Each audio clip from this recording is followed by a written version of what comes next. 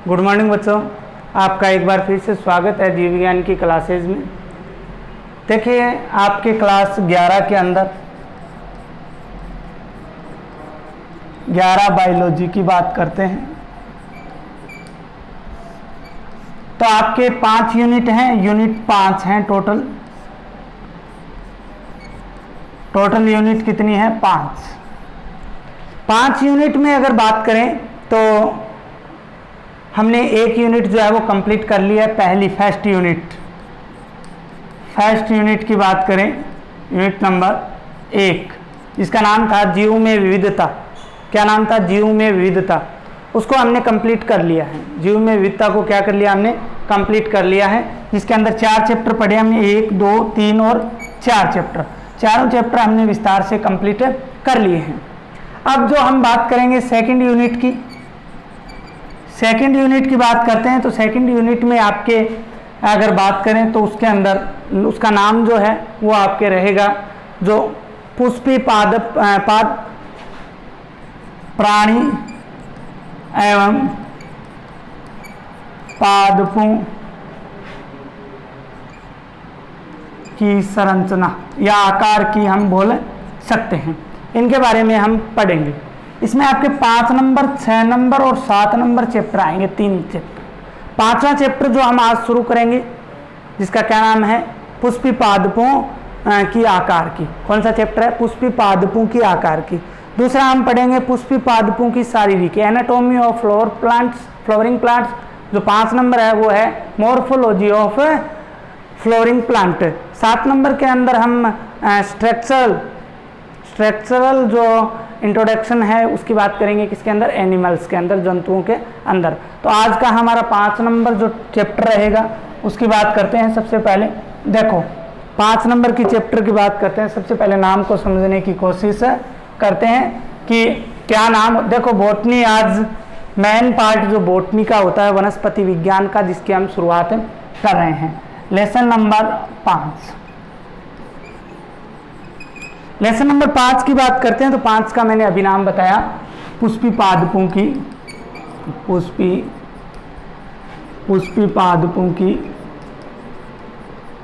आकार की। पुष्पी पादपों की आकार की इंग्लिश में बोलें तो मॉर्फोलॉजी ऑफ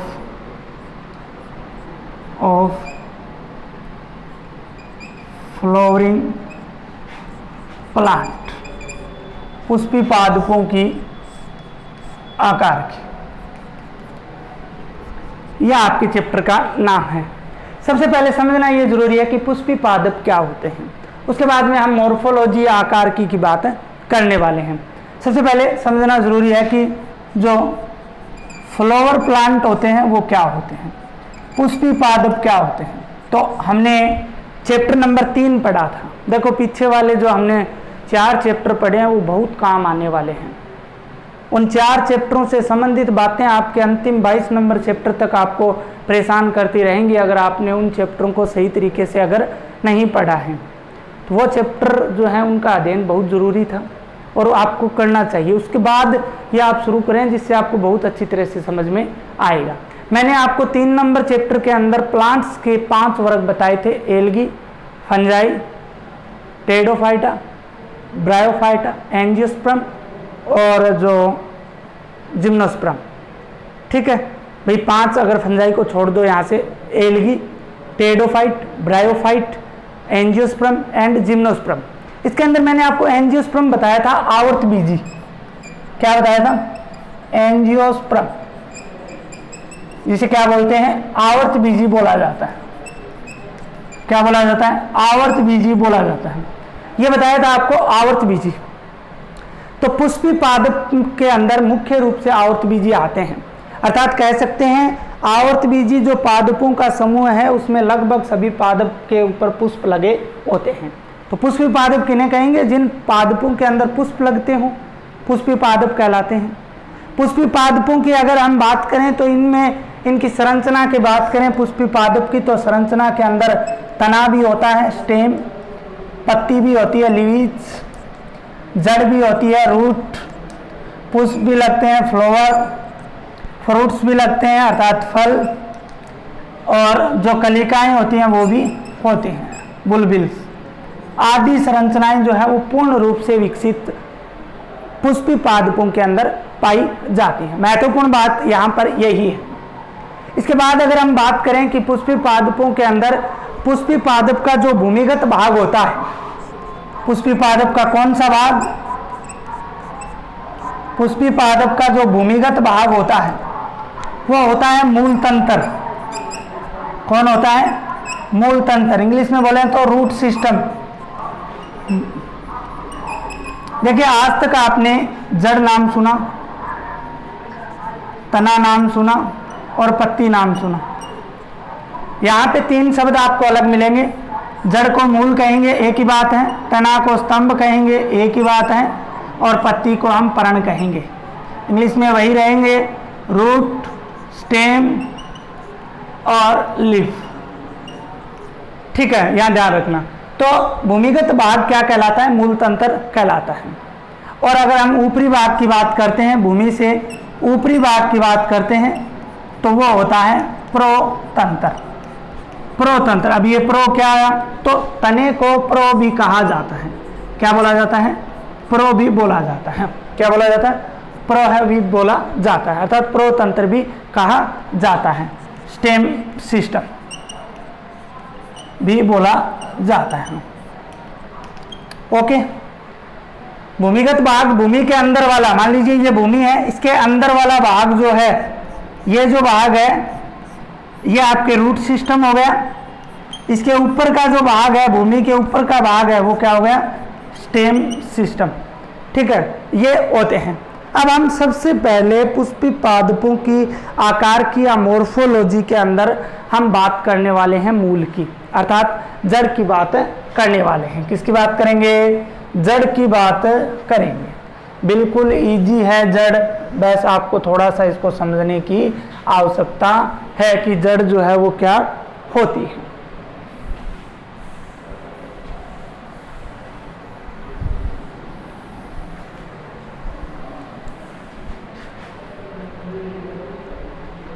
देखो, मूल, रूट, अन्य नाम के अंदर आप बात कर सकते हो जड़। ठीक है, बात करते हैं मूल की। सबसे पहले सामान्य बात हमें इसकी पता होनी चाहिए कि मूल जो है वो होती क्या है। तो देखिए, ये पौधे का भूमिगत भाग होता है। पौधे का कौन सा भाग होता है?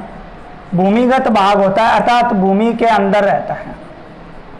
एक महत्वपूर्ण बात ये हो गई, कौन सा भाग होता है? भूमिगत भाग होता है।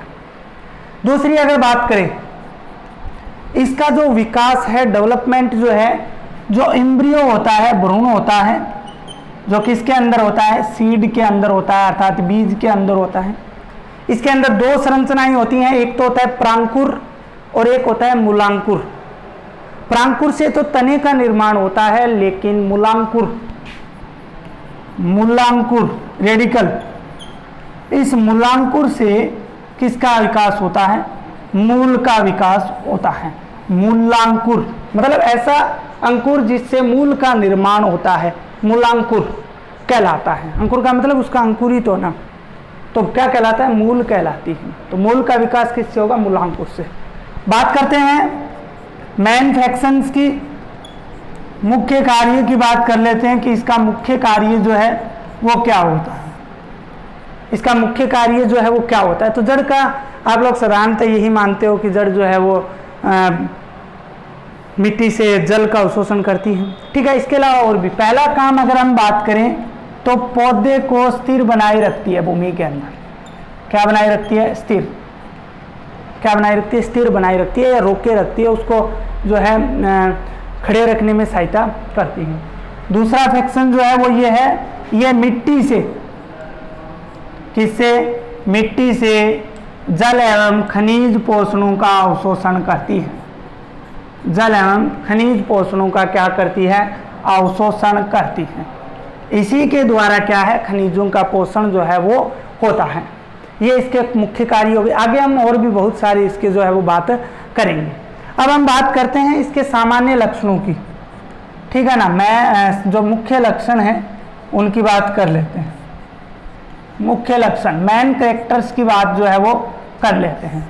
देखिए मेन कैरेक्टर्स की बात करते हैं तो सबसे पहले हमें ये पता होना चाहिए कि जड़ें जो होती हैं वो धनात्मक गुरुत्वानुवर्ती होती हैं, धनात्मक गुरुत्वानुवर्ती होती हैं। अब बात ये आती है कि गुरुत्वानुवर्ती, धनात्मक गुरुत्वानुवर्ती का मतलब क्या है? देखिए ये ज़मीन है, ये ऊपर आसमान है, गुरुत्वाकर्षण बल किधर लगेगा? नीचे की ओर लगेगा। जब हम कोई ऊपर की ओर वस्तु फेंकते हैं वो नीचे आ जाती है, किसके कारण? गुरुत्वाकर्षण के कारण। तो गुरुत्वानुवर्ती का मतलब ये है, ये तना है, तने से जड़ें निकलेंगी, तना तो ऊपर की ओर जाएगा। जो ऋणात्मक गुरुत्वानुवर्ती होता है अर्थात गुरुत्वाकर्षण बल का विरोध कर रहा है, लेकिन जड़ें जो होती हैं वो नीचे की ओर जाती हैं। क्या करती हैं? नीचे की ओर जाती हैं। तो इन्हें हम क्या बोलेंगे? क्या बोलेंगे? धनात्मक गुरुत्वानुवर्ती। इसके अलावा अगर बात करें तो धनात्मक जलानुवर्ती होती हैं। धनात्मक क्या होती हैं? जलानुवर्ती होती हैं। इसके अलावा अगर बात करें तो इनको प्रकाश की आवश्यकता नहीं होती है, अर्थात ऋणात्मक प्रकाशानुवर्ती होती हैं। क्या होती हैं? ऋणात्मक प्रकाशानुवर्ती होती हैं।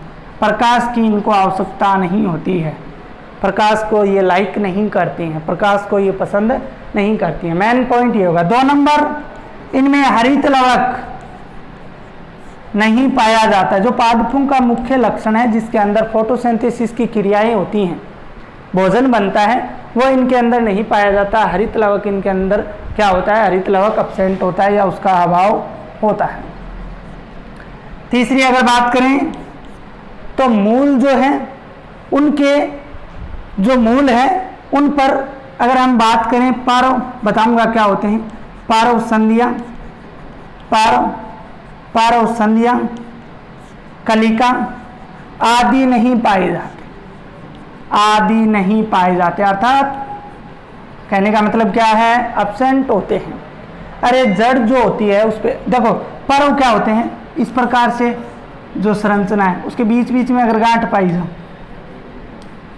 ये पारव संधियां हैं, ये बीच का जो भाग है ये पारव कहलाता है। तो ऐसी कोई संरचना जड़ के अंदर नहीं पाई जाती, नए कलिकाएं होती हैं उसके ऊपर। लेकिन इनके ऊपर अगर हम बात करें तो एक कोशिकीय मूल रोम जरूर पाए जाते हैं। एक कोशिका से बने हुए छोटी छोटी धागेनुमा संरचनाएं पाई जाती हैं जिन्हें मूल रोम कहा जाता है। तो ये इनके ऊपर क्या है? उपस्थित होती हैं। ये इनके ऊपर क्या रहती हैं? उपस्थित रहती हैं। इसके अलावा अगर बात करें तो इनके शीर्ष भाग पर, अरे मूल का शीर्ष भाग ये नहीं होगा, ये होगा, यहाँ पे मूल गोप पाया जाता है। क्या पाया जाता है? मूल गोप। क्या पाया जाता है? मूल गोप पाया जाता है। रूट कैप भी बोल सकते हो इसको, क्या बोल सकते हो? रूट कैप भी बोल सकते हो, जो क्या करता है? इनको घर्षण से बचाता है, घर्षण से क्या करता है? इनकी सहायता करता है। प्यारे बच्चों, जड़ की हमने शुरुआत आज की है।